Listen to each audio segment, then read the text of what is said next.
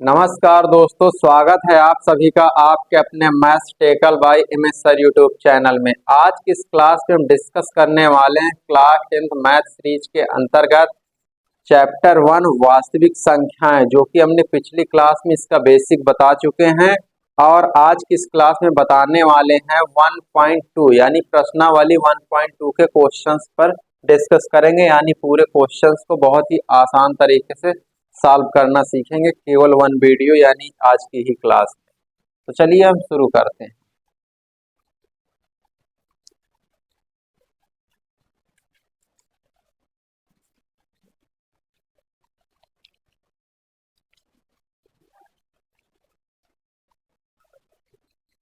देखिए पहला क्वेश्चन कह रहा है प्रश्नावली 1.2 का पहला क्वेश्चन कह रहा सिद्ध कीजिए सिद्ध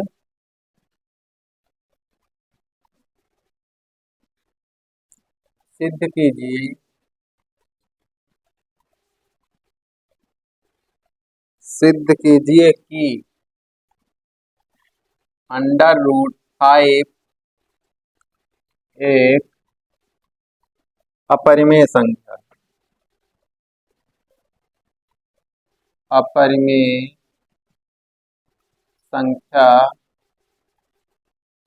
है। इधर ध्यान से देखो। देखिए हमने क्या बताया कि √5 का मतलब यहाँ पे कोई भी संख्या होगी, जैसे अंडर रूट 2 हो गया, √3 हो गया, √5 हो गए। यानी कहने का मतलब कोई भी संख्याएं होंगी तो सभी को इसी तरह से हल किया जाएगा। ठीक है, सभी को इसी प्रकार सिद्ध किया जाएगा। कोई भी संख्या हो, जैसे √5 है या 2 है या 3 या 7 कुछ भी होगा तो सेम जो तरीका बताएंगे सेम रहेगा। ठीक है, कोई भी सिद्ध कर सकते हैं √2 √3। ठीक है, अब देखिए, अब इसे समझते हैं। देखिए इसमें कह रहा सिद्ध कीजिए √5 एक अपरिमेय संख्या है। क्या कह रहा है? अपरिमेय। हमें यह सिद्ध करना कि अपरिमेय है, तो हम इसके विपरीत मानेंगे। क्या मानेंगे? विपरीत। तो लिखेंगे क्या? माना √5 एक परिमेय संख्या है। क्या लिखेंगे? परिमेय संख्या है। परिमेय संख्या है। अब देखिए, अगर हमने इसे परिमेय संख्या माना है तो हम इसे ऐसा लिख सकते हैं √5 बराबर p/क्यूब। ऐसा लिख सकते हैं मेरे भाई, जहां p और q दोनों सहअभाज्य संख्या है।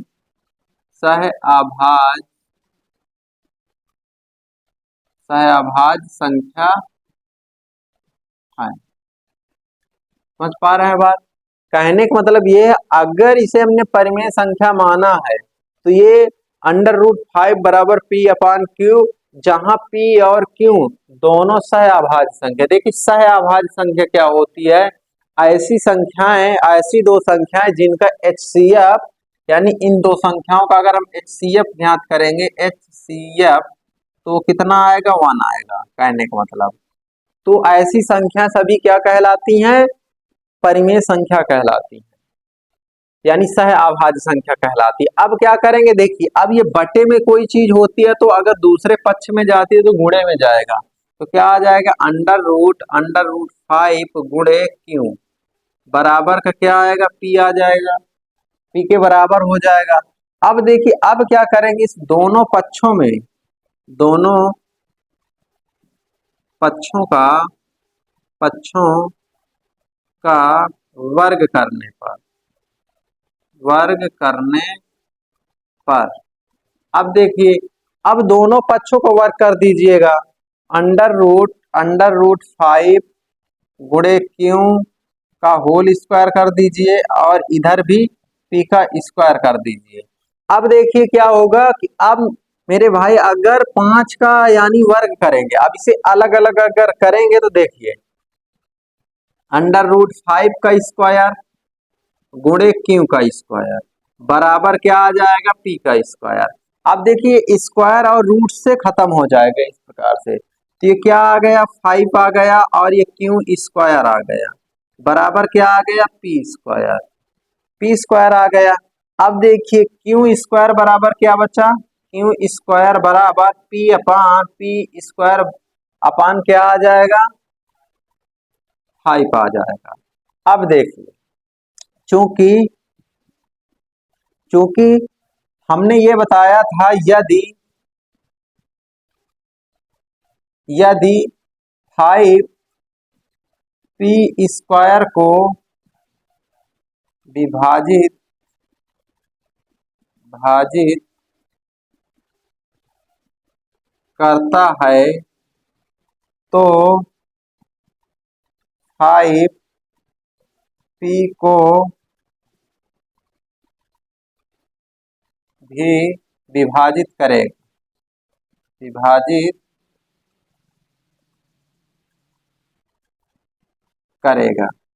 अब देखिए हमने क्या कहा कि ये परिमेय हमने बताया था यदि 5 पी स्क्वायर को विभाजित कर रहा है तो ये पी को भी विभाजित करेगा। अब देखिए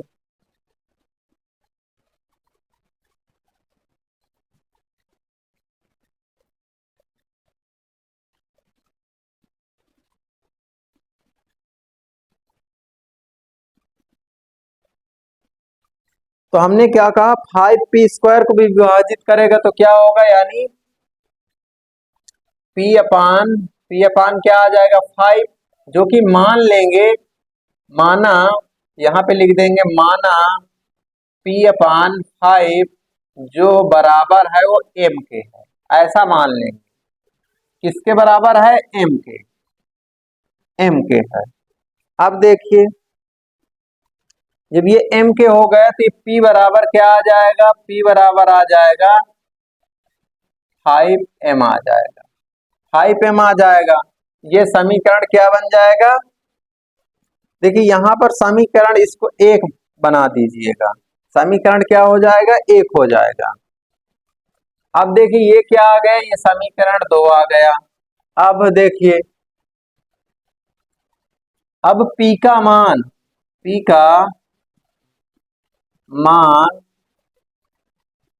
समीकरण एक में रखने पर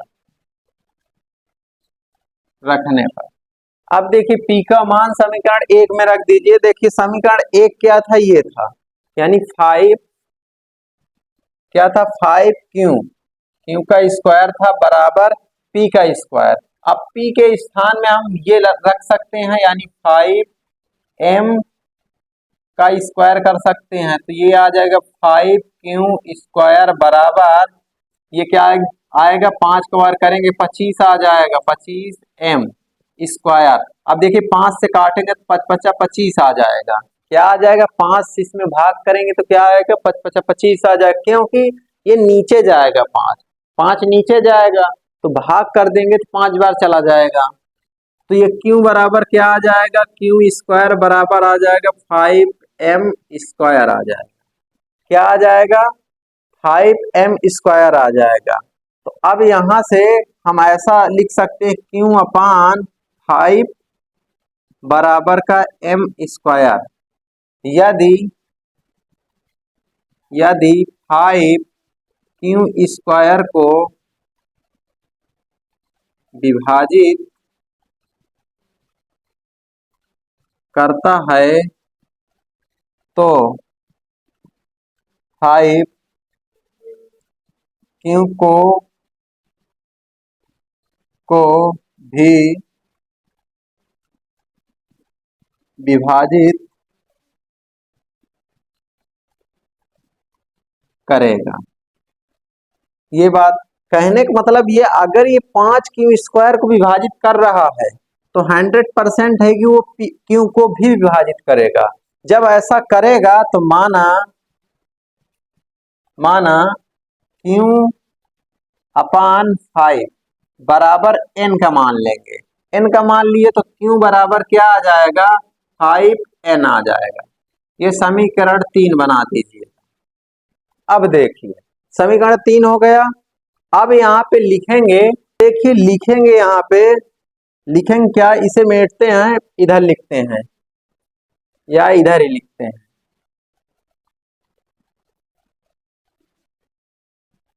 अब इसमें ये लिखेंगे, देखिए यहाँ पे समीकरण 1 व 2 से लिखेंगे, समीकरण समीकरण 1 व समीकरण 2 व 3 से, समीकरण 2 व समीकरण 3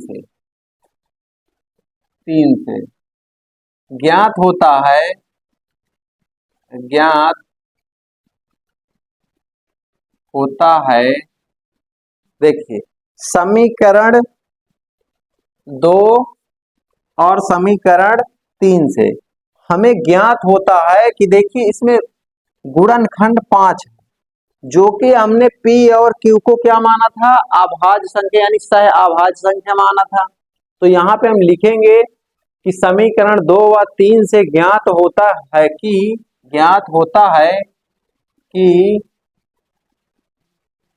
P और Q दोनों सह अभाज्य संख्याएं हैं, परंतु इसमें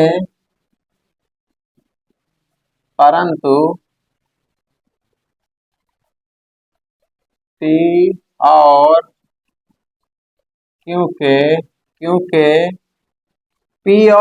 के 5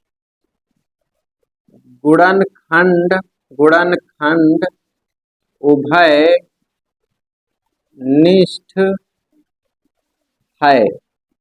कहने का मतलब क्या है कि देखिए 5, अगर ये संख्याएं अभाज्य यानी सहभाज्य संख्या थी, 5 का गुणनखंड दोनों में आ रहा है, जो कि यहाँ गलत है।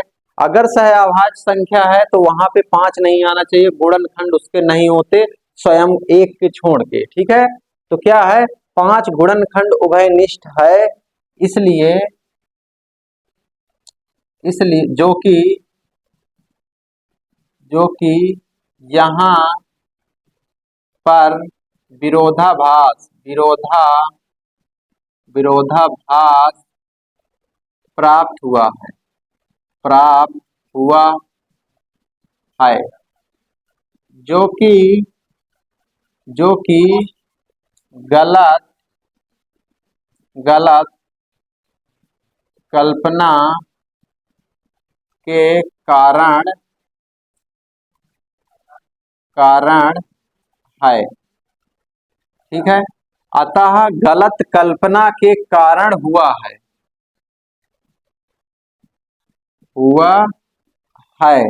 अतः √5 एक अपरिमेय संख्या है।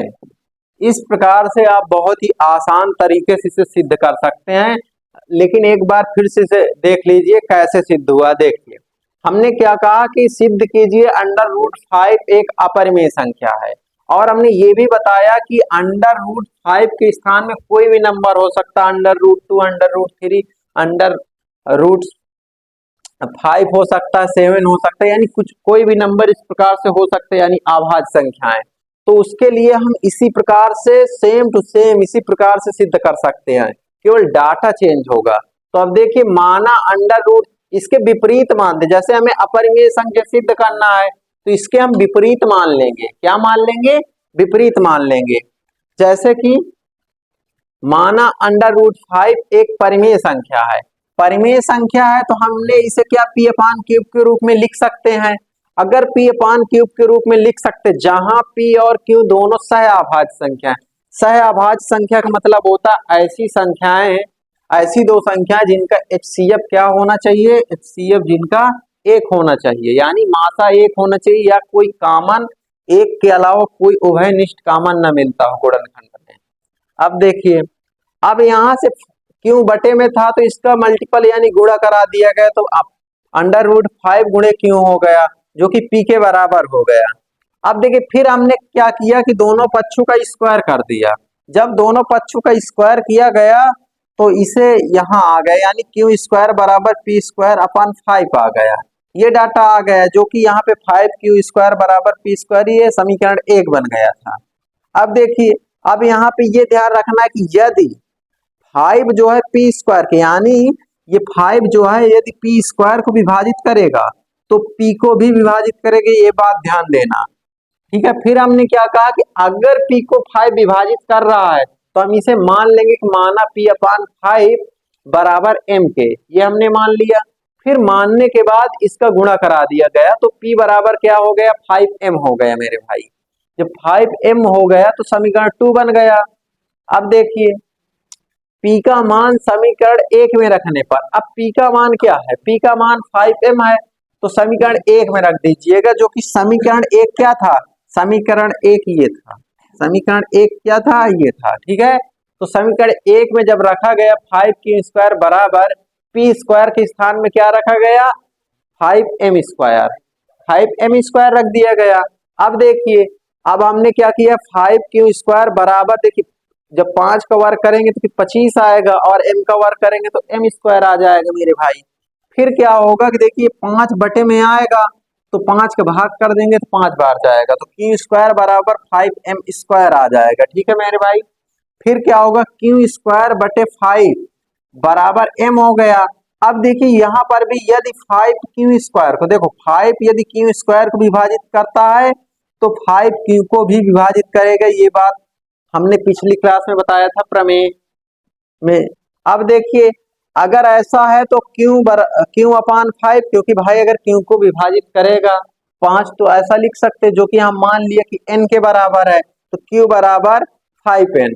अब देखिए, अब यहाँ पे समीकरण 2 व समीकरण 3 से, समीकरण 2 व 3 से देखिए, समीकरण 2 व 3 से हमें ये ज्ञात होता है कि देखिए इसमें इन्हें हम माना था सहअभाज्य संख्याएं जो कि जिसमें कॉमन ना मिले, लेकिन यहाँ पे कॉमन मिल गया, तो क्या समीकरण 2 व 3 से ज्ञात होता है कि P और Q सहअभाज्य संख्याएं हैं, परंतु P और Q के 5 गुणनखंड उभयनिष्ठ हैं, जो कि यहाँ पर विरोधाभास प्राप्त हुआ है, जो कि यहाँ गलत कल्पना के कारण हुआ है।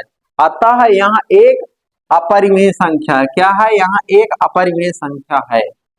नोट डाउन कर।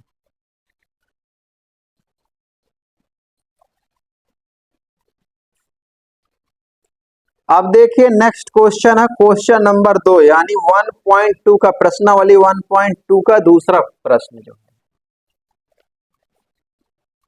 अब देखिए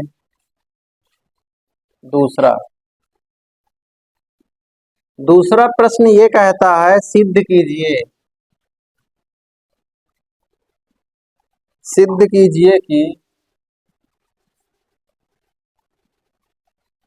सिद्ध कीजिए कि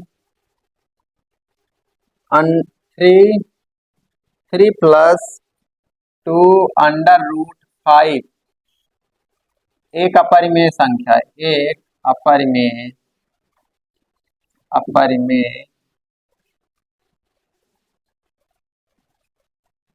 संख्या है। अब देखिए मेरे भाई इधर ध्यान से, अब इसमें कह रहा सिद्ध कीजिए कि 3 प्लस 2 अंडर रूट 5 एक अपरिमेय संख्या। तो हमने क्या बताया था कि जब भी ऐसे प्रश्न सिद्ध करने पड़े तो हम इसके विपरीत मानते हैं, अपरिमेय है तो परिमेय मानेंगे। ठीक है, तो क्या लिखेंगे, माना 3 प्लस 2 अंडर रूट 5 एक परिमेय संख्या मेरे भाई, परिमेय संख्या है। अब देखिए ये परिमेय संख्या, अगर परिमेय संख्या है मेरे भाई तो हम इसे क्या लिखेंगे, 3 प्लस 2 अंडर रूट 5 बराबर क्या लिखेंगे, पी अपान क्यों लिखेंगे मेरे भाई, लिख सकते हैं ऐसा, है ना। या या तो अभी इसे ऐसे भी कर सकते हैं, देखो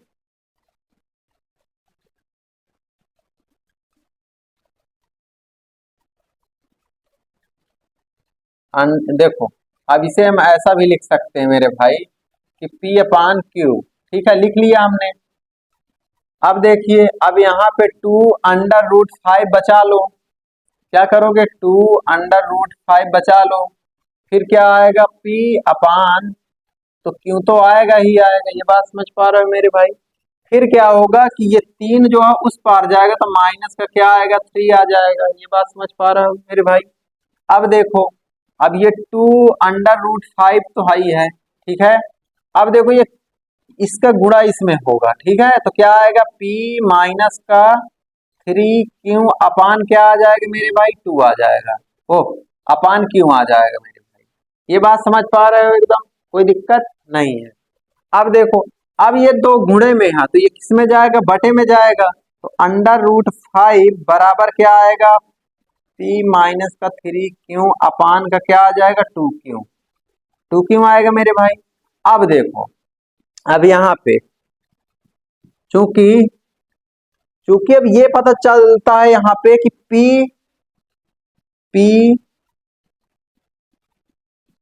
P माइनस 3Q कामा 2Q पूर्णांक है, पूर्णांक है, तो यहाँ एक एक परिमेय संख्या मेरे भाई, परिमेय संख्या है। बताओ, अगर मेरे भाई P माइनस 3Q और 2Q है भाई, तो ये एक परिमेय संख्या है कि नहीं, बताओ। क्योंकि भाई P अपान क्यूब के रूप की है, तो यहाँ एक परिमेय संख्या हो गया। लेकिन लेकिन √3 एक परिमेय परिमेय संख्या नहीं है, नहीं है भाई। हमने क्या कहा कि P माइनस 3Q और 2Q पूर्णांक पूर्णांक है, पूर्णांक है, तो यह एक परिमेय संख्या है। लेकिन √5 एक परिमेय संख्या नहीं है। अगर ये परिमेय संख्या नहीं है तो यह विरोधाभास के कारण, यह विरोधाभास के कारण कारण यह एक अपरिमेय संख्या है,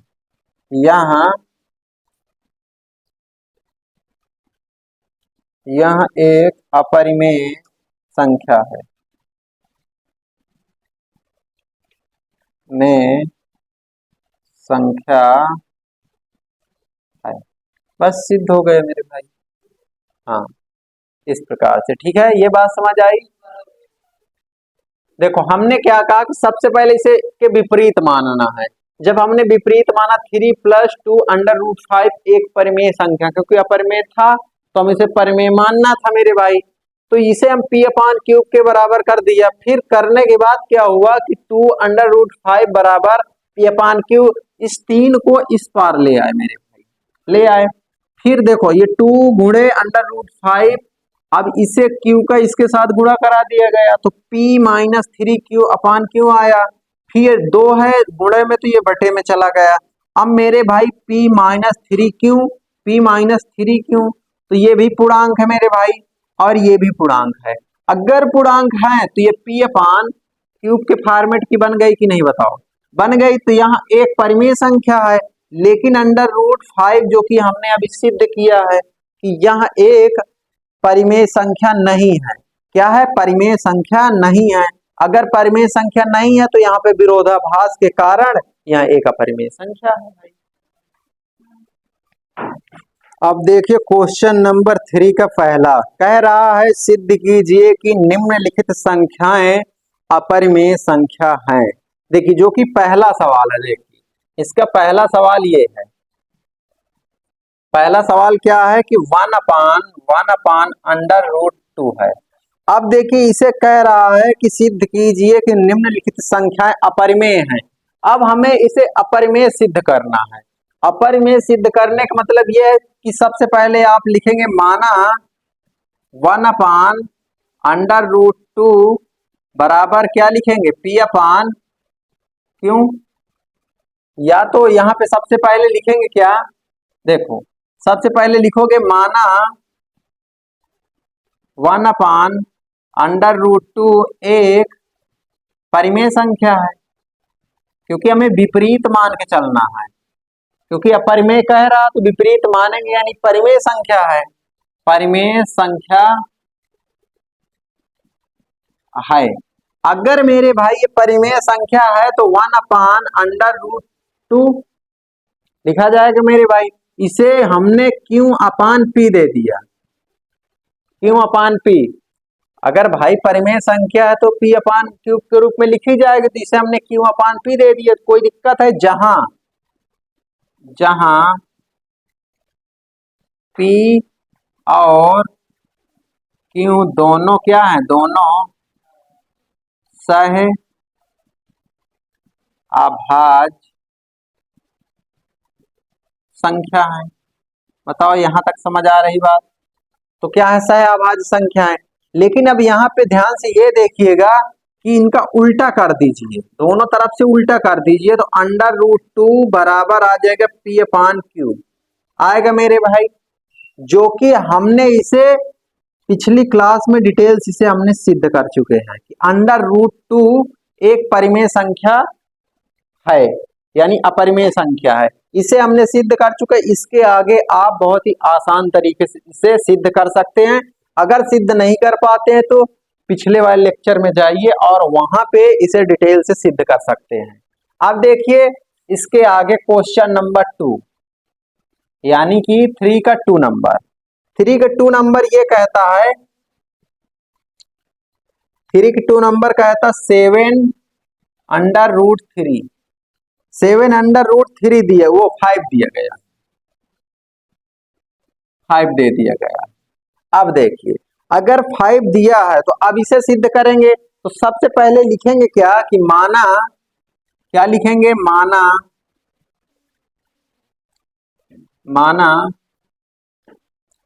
7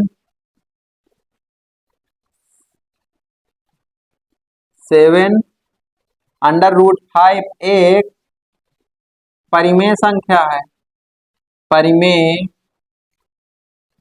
संख्या है, क्योंकि हमें क्वेश्चंस के विपरीत मानना है, क्योंकि हमें सिद्ध करना था अपरिमेय, लेकिन यहाँ पे क्या सिद्ध करना है, परिमेय संख्या सिद्ध करना है। ये बात समझ आई। अब देखिए जब ये बात समझ आई तो अब करेंगे क्या कि 7 अंडर रूट 5 बराबर क्या लिखेंगे पी अपान क्यू लिख सकते हैं, लिख सकते हैं। जहां हमने बताया था कि पी अपान क्यू क्या सहअभाज्य संख्याएं होती हैं, तो इसे हम क्या लिखेंगे अंडर रूट 5, अंडर रूट 5 लिखेंगे। देखिए ये गुणा में 7 है, ये बटे में आएगा, यानी पी अपान क्या आ जाएगा 5 क्यू आ जाएगा। अब देखिए चूंकि पी और 5 क्यू दोनों दोनों पूर्णांक हैं, तो यह एक परिमेय संख्या है। अब यहाँ पे भाई परिमेय संख्या हो गई, अगर परिमेय संख्या हो गई, लेकिन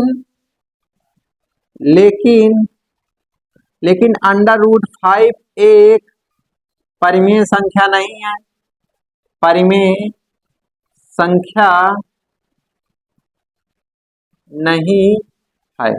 अब देखिए परिमेय संख्या नहीं है, तो अतः अतः परिमेय संख्या नहीं है, तो यहां विरोधाभास विरोधा विरोधाभास प्राप्त हुआ है, प्राप्त हुआ है।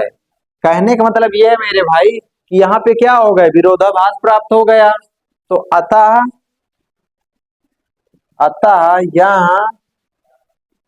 यहाँ 7/5 एक क्या है, परिमेय संख्या है। तो हमने क्या कहा मेरे भाई कि लेकिन यहाँ पे √5 एक परिमेय संख्या नहीं है, तो यहाँ विरोधाभास के कारण यहाँ क्या है, 7/5 एक परिमेय संख्या है, वो अपरिमेय संख्या है। क्या है, अपरिमेय, क्योंकि अपरिमेय सिद्ध करना था, तो यहाँ अपरिमेय संख्या है। इस प्रकार से ये सॉल्व हो गया।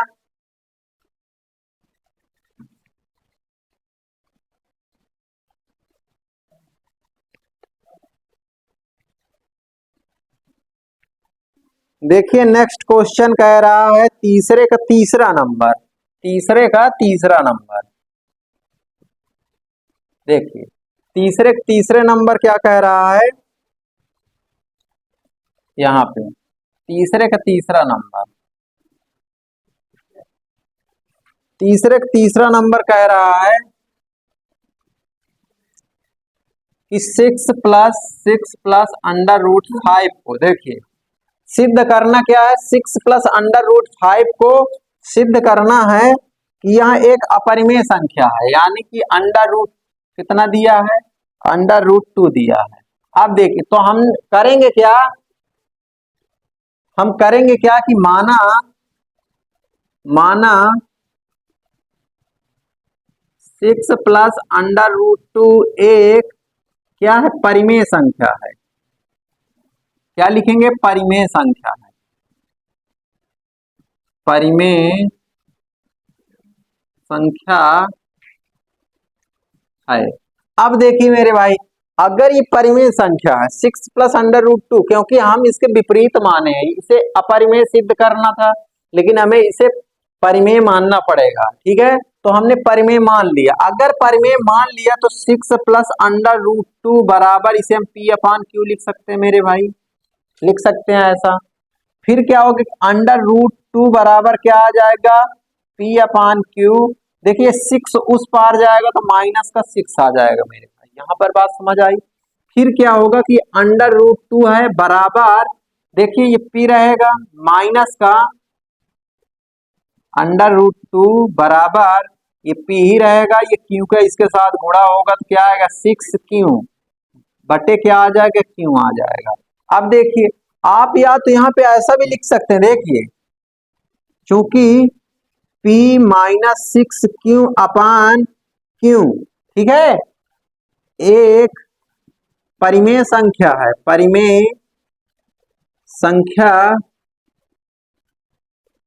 है, परंतु या लेकिन √2 एक अपरिमेय संख्या है या परिमेय संख्या नहीं है। √2 एक परिमेय संख्या